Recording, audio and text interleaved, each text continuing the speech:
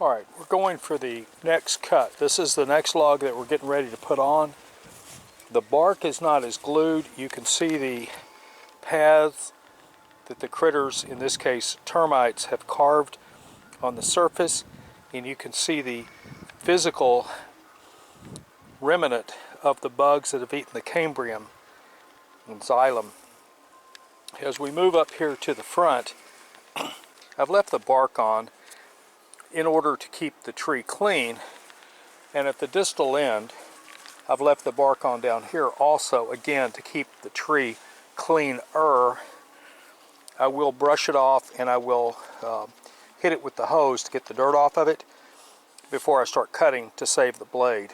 Now if you remember from the last deal I was talking about, I said that I was changing the blade because the blade had gotten to where it was starting to walk. If a blade is hard to push and you let the blade do the work, you just keep pressure against it and it'll just walk on through. But if the blade becomes hard to push and or the wood starts to warp in your cut and you can see actual deflection in the blade, your blade has become dull. Now I just bought a sharpener and I have not set it up yet, but I'm getting ready to do that.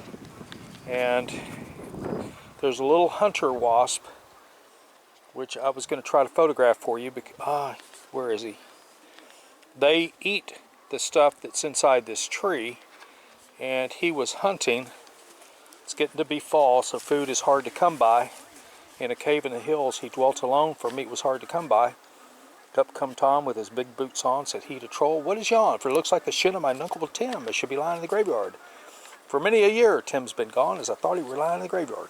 Troll said he, "I stole this bone, but what be bones that lie in a hole? For thine uncle was dead as a lump of lead." Alright, enough talking.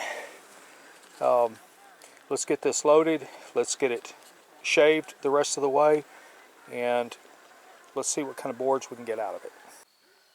Now this is going to be my second cut where I'm trying to get 8-inch boards for a trailer. Now you notice this one over here, it's very white compared to the others. The others have a green stain on them, and the darkening color that you see could either be from the wood or it could be from the cuprinol stain. Now as we get down here to this, I don't remember which end of the tree this is, but I'm thinking it's distal to the base cut. So that stain is probably from fungus or something else working into the wood. I'm not sure. I got 5 pieces of 1.5 by 10 foot out of this 10-6. The man wants 10-foot pieces. I'm giving him 10-6 so he can cut some off. He can figure out where he wants it.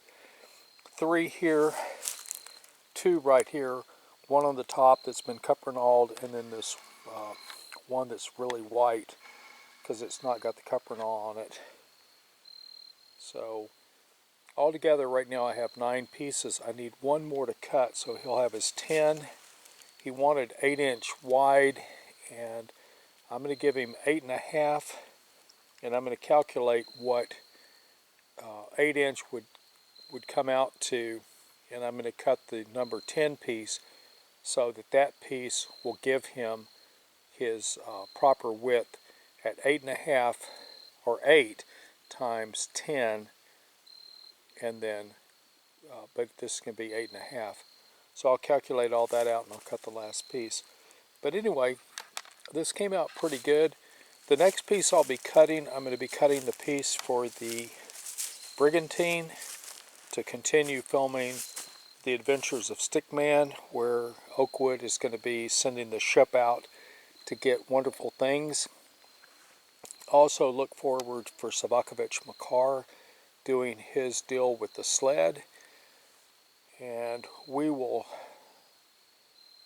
see you when you tune back in for Adventures from the Tree Planet, or the material that I'm putting here on the many different misadventures that I have. Dysfunctional Vet tells everyone to have a good and safe year. Out.